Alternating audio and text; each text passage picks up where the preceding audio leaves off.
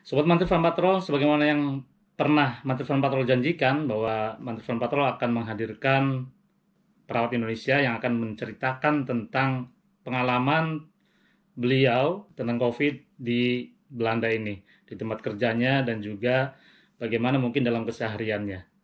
So saat ini kita sudah mendapatkan tamunya, korbannya, untuk diwawancara oleh Mantri Fan Patrol. Beliau adalah Daeng Raman dari Makassar. Jadi kita langsung saja ke beliau untuk memperkenalkan diri kepada sahabat-sahabat semuanya. Baik, terima kasih Den Patrol. Assalamualaikum warahmatullahi wabarakatuh. Waalaikumsalam. Nama saya Abdul Rahman dari Makassar. Kebetulan sudah hampir 18 tahun terdampar di negeri Kincirangin ini. Saat ini saya bekerja sebagai perawat umum di rumah perawatan dan juga kerja di rumah sakit jiwa. Alhamdulillah saat ini kondisi udah agak lumayan enak di tempat kerja karena krisis corona itu sudah hampir berlalu, meskipun masih ada beberapa yang masih dianggap suspek, tapi yang parah-parahnya sudah lewat. Pernah mengalami gejala-gejala corona? Nah itu masalahnya, saya sempat waktu itu pada saat jaga malam, pas malam itu saya masuk malam ketiga, saya sempat sendiri juga di rumah itu jam 9 malam sampai jam 10 itu menggigil. Nggak pernah ngerasain demam kayak gitu. Cuma saya pikir waktu itu saya masih fit segala macam. Akhirnya saya minum obat paracetamol lah. Setelah itu istirahat 1 jam, alhamdulillah lumayan. Jadi saya tetap berangkat kerja. Nah saya nggak tahu pada saat itu apakah saya sudah termasuk barier atau karir juga. Cuma saya pikir saya habis minum obat, mending udah berangkat kerja lagi. Memang waktu itu belatnya di kita selama tidak ada demam tinggi, itu 38 derajat ke atas, maka wajib datang ke tempat kerja. Oke. Meskipun itu batuk, pilek, nggak ada masalah. Selama nggak ada demam, harus kerja. Di Belait itu adalah aturan kerja. Konon kan gejala COVID itu kayak flu biasa kayak gitu ya. Terus apa bedanya gitu? Sebenarnya kalau gejala awal daripada COVID-19 itu sama sebenarnya. Jadi mulai daripada batuk ringan, terus demam. Nah yang parah itu kalau misalnya dia demam tinggi, itu 38 derajat ke atas. Cuma membedakan situ pada saat rasanya beda banget. Jadi pada saat demam tinggi itu rasanya kayak rasa terbakar gitu loh. Oke. Nah sementara kalau flu-flu biasa itu paling kita cuma menggigil, minum obat, istirahat, vitamin yang cukup, terus makanan-makanan bergizi, biasanya sembuh. Sudah fit lagi Ya, semuanya. dan itu waktunya biasanya 2-3 hari sudah fit kita. Nah kalau COVID-19 ini, jadi saya bercerita bukan karya sendiri, saya sendiri sempat merawat istri sendiri, yang sempat itu juga sakit selama 10 hari di rumah. Itu dia mengalami fase 4-7 hari itu luar biasa. Jadi dia kerasa itu badannya terbakar, pokoknya panasnya nggak bisa di itulah. Cuma alhamdulillah waktu itu sesak nggak ada, atau kalaupun ada masih sesak ringan, jadi masih bisa dikontrol lah. Iya, karena memang sesak ini atau gangguan pernafasan ini merupakan yang paling krusial ya Ya, dalam benar. penyakit atau virus corona ini. Benar, jadi sebelum menghadapi itu sendiri, saya kembali pada diri saya sendiri. Awal-awal COVID-19 ini tempat kerja itu outbreak atau lagi mewabah itu, saya sendiri sempat jujur sebagai manusia biasa, saya juga sempat stres, bahkan ketakutan. Itu sampai 3 hari. Setiap kali saya mau ke tempat kerja, pasti telepon dulu manajer. Gimana nih? Bagaimana dengan APD-nya kita, segala macam. Karena wajar, saya juga manusia. Yang kedua, saya waktu itu, kita ada baby di rumah, jadi otomatis cenderung untuk perlindungan untuk diri sendiri, keluarga, termasuk pasien-pasien tadi ini. Ya. Nah, setelah 3 hari itu, saya akhirnya merenung di rumah, terus banyak bersikir, dan alhamdulillah saat itu saya merasakan ada kedamaian tersendiri, bahwa ternyata betul bahwa dengan bersikir atau mengingat Allah itu ternyata bisa menenangkan hati. Dan itulah yang membantu saya sejak saat itu.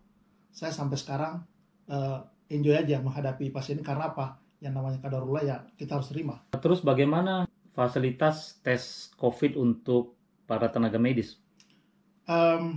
Alhamdulillah pada saat saya waktu itu sendiri itu dimudahkan. Karena setelah ada kejadian pasien di tempat kita itu ada 1 positif.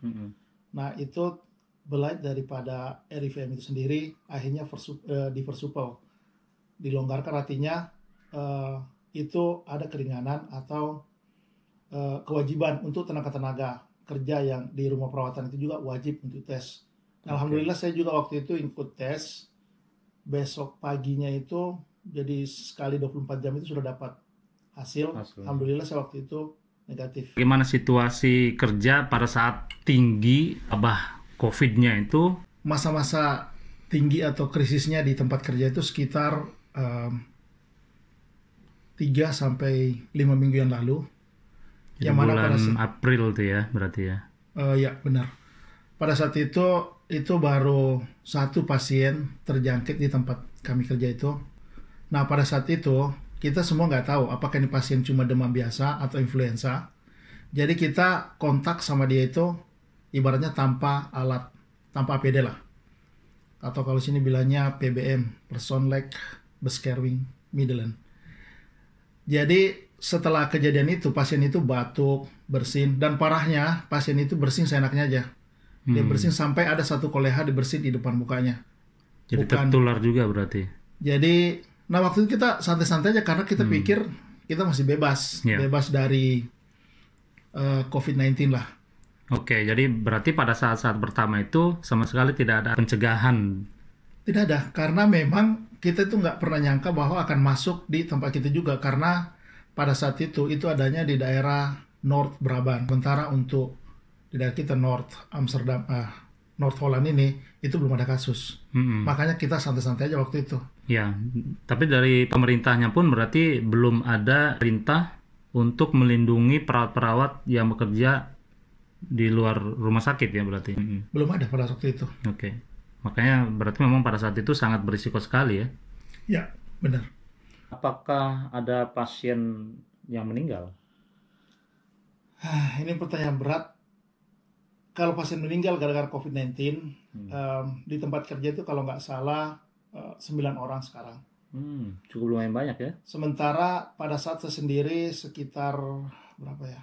3 minggu yang lalu waktu saya jaga malam di sana itu saya sendiri menghadapi 3 orang meninggal di tangan saya. Wow, dalam satu dinas dalam itu? Dalam 7 malam itu. Dalam 7 malam? Ya.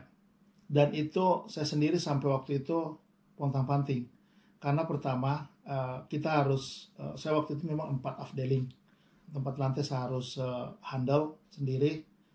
Plus menghadapi pasien seperti ini, jadi kita lumayan pontang-panting kerjanya. Alhamdulillah waktu itu di tempat lain masih tenang, jadi dapat bantuan lah dari kolega yang lain. Oke. Jadi memang pada saat peak-nya itu atau pada saat tinggi-tingginya itu merupakan satu effort yang luar biasa ya buat para pekerjanya. Ya. Alhamdulillah syukurnya saat ini sudah sangat rendah ininya ya. Bahkan mungkin di tempat kerja sudah tidak ada yang terkena lagi ya. Alhamdulillah sejak 2 hari yang lalu saya dengar dari kolega di tempat kerja itu kita udah nyatakan free. Alhamdulillah. Sobat-sobat perawat yang Indonesia, kita prihatin ya dengan apa yang terjadi di sana. Teman sejawat kita dari Jawa Timur, Mbak Ari, yang mana beliau sedang mengandung janin 4 bulan. Ya kita doakan semoga almarhumah mendapatkan tempat terbaik di sisi Allah Subhanahu wa taala. Amin ya rabbal alamin. Ya mudah-mudahan sih kita berharap ini kejadian yang terakhir ya, tapi wallahu alam kita serahkan ke Tuhan Yang Maha Esa. Kenapa mungkin juga banyak tenaga medis yang meninggal karena tadi diforsir ya, sistem kerjanya tuh yang full time, yang benar-benar kayak all out, gak ada istirahatnya. Sedangkan kayak di Belanda itu kan walaupun full time saja itu cuman 36 jam per minggu. Ya. Jadi kita punya waktu 1 minggu tuh 2 hari libur. Kita nggak tahu di Indonesia bagaimana. Mungkin 1 bulan cuma 2 hari gitu kan. Nah makanya jadi ini sangat diforsir sekali gitu. Kalau di Belanda itu pada saat kita ada salah satu kolega yang positif, maka perusahaan atau tempat kerja itu wajib mengistirahatkan. Nah, setelah mereka istirahat, di tempat kerja itu akan mengambil dari pekerja lain. Ada namanya freelance, atau kalau di sini bilang CZPR, terus ada lagi juga tim flexer. Nah, itulah yang akan menggantiin selama kita 14 hari nggak masuk kerja, itulah yang masuk. Sementara kalau kita di Indonesia, sampai saat ini saya nggak pernah dengar ada namanya flexer atau CZPR untuk di bidang kesehatan. Kalau untuk yang lain mungkin ada. Iya, padahal sebenarnya agak miris juga ya, karena di satu sisi saya yakin, terutama di Jawa mungkin ya, pasti banyak sekali lulusan-lulusan perawat nih yang mungkin nganggur kan? Benar. Kenapa mereka tidak dimanfaatkan gitu? Kita lihat memang perkembangan di Indonesia ketika masa-masa PSBB sekarang, tapi banyak masyarakat yang keluar, kemudian juga entah apa ini susah diatur, apa pemerintahnya atau bagaimana nih? Jadi kalau saya melihat itu dari dua sisi. Yang pertama adalah faktor ketegasan daripada kepemimpinan atau leader di negeri kita sendiri, yang mana pada hari ini bilang A, besok bilang B. Nah, itu pun juga interpretasinya itu ke daerah-daerah, mulai dari gubernur, bupati, camat, sampai tingkat kelurahan atau desa itu juga mereka sama. Karena faktor ketidakjelasan yang tadi itu. Jadi komunikasi ya? Ya, jadi saya melihat itu ya benar, dari komunikasi. Yang kedua, faktor masyarakat kita sendiri itu nggak sadar bahwa ini adalah betul kata istilahnya Pak Gub Jawa Barat, bahwa COVID itu adalah penyakit kerumunan sebenarnya. Di mana ada kerumunan, maka di situ pasti banyak atau kans untuk penyebaran penyakit tersendiri tadi itu. Yang kedua, penyakit ini sebenarnya nggak bergerak, atau virus ini nggak bergerak. Yang bergerak adalah manusia tadi. Nah, kalau misalnya seandainya masyarakat kita semua disiplin, anggaplah itu 3 minggu aja di rumah, mereka tinggal di rumah, maka otomatis itu akan diputus mata rantainya tadi itu. Cuma di satu sisi saya juga mengerti di masyarakat kita itu mereka tidak dapat apa-apa. Beda kalau kita di sini. Kalau di Belanda ini, jangankan orang bekerja, orang penganggur pun dapat sekitar 700-800 euro per bulan. Itu sebelum masa-masa COVID, apalagi kalau sekarang. Nah, kalau di sana saya perhatikan, terutama daerah-daerah itu banyak mereka tidak dapat tunjangan atau dana sosial ya. Dan kalaupun dapat juga datanya amburadul, nggak jelas gitu ya. Katanya ada dapat 600 sampai di dia cuma 100.000. Itu pun kalau dapat, bahkan ada katanya salah sasaran, dapat ke orang kaya. Iya, anggota DPR yang kena atau orang-orang kaya. Nah, itu dia. Iya, memang ya kompleks sekali ya Indonesia mah. Makanya mungkin ya kenapa ada sekarang tuh timbul tagar Indonesia terserah.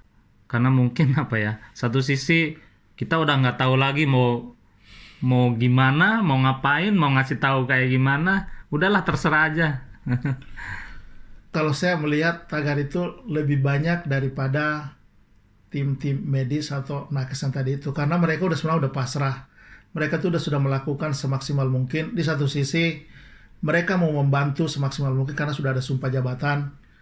Yang kedua, mereka juga manusia biasa. Yang ketiga itu adalah tempat. Apakah pemerintahan kita di sana itu pernah berpikir bahwa seandainya itu terjadi wabah atau outbreak seperti di Itali, yang sampai mereka harus memilih yang mana kansnya bisa hidup, itulah yang akan ditolong, diberikan pertolongan. Terus yang kansnya yang kecil, maka itu akan dibiarkan.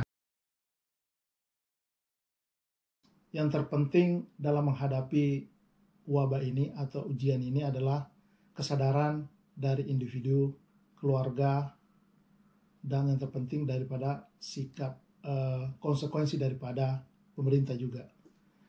Karena meskipun misalnya pemerintah sudah memberlakukan PSBB, tapi kalau kesadaran pribadi atau keluarga sendiri masih kurang, maka yakin itu tidak akan pernah berhasil.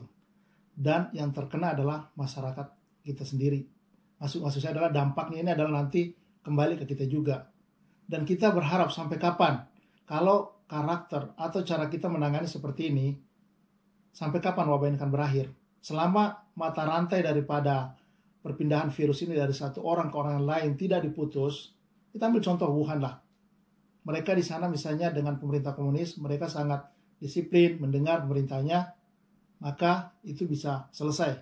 Nah, kalau kita mengambil seperti ini, tidak mengikuti contoh-contoh yang di sana, dan mengikuti kemauan kita sendiri, jalan seenaknya, keluar tanpa masker misalnya, maka yakinlah, ini tidak akan pernah selesai.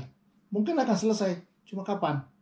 So, sebagai pribadi-pribadi yang baik, marilah kita bersama-sama memerangi atau mengurangi resiko tadi ini. Adalah selalu jaga jarak. Yang kedua, kalau misalnya ada tetangga kita atau keluarga dekat kita yang kena positif, mari kita bantu support, entah itu dengan makanan atau dengan keuangan. Toh, kalau kita tidak bersama-sama menghadapi ini, maka semua kita akan menghadapi hal yang sama. Meskipun kematian itu adalah takdir masing-masing, tapi minimal kita bisa berikhtiar dan berusaha. Jadi ikhtiarnya adalah berdiam di rumah, terus sadar bahwa ini bukan hanya tentang kita sendiri, tetapi juga tentang orang-orang di sekeliling kita, keluarga, tetangga. Jadi kalau misalnya kita menolong tetangga kita, itu juga berarti menolong diri kita sendiri ya Mas, berarti. Jadi stay at home. Dan ngomong-ngomong tentang masker, memang kalau di Belanda, ini kita tidak pakai semuanya ya. Ini di Belanda tidak diwajibkan untuk memakai masker. Kecuali nanti ketika kita mau jalan-jalan pakai transportasi umum. Ya, kereta atau bus ya.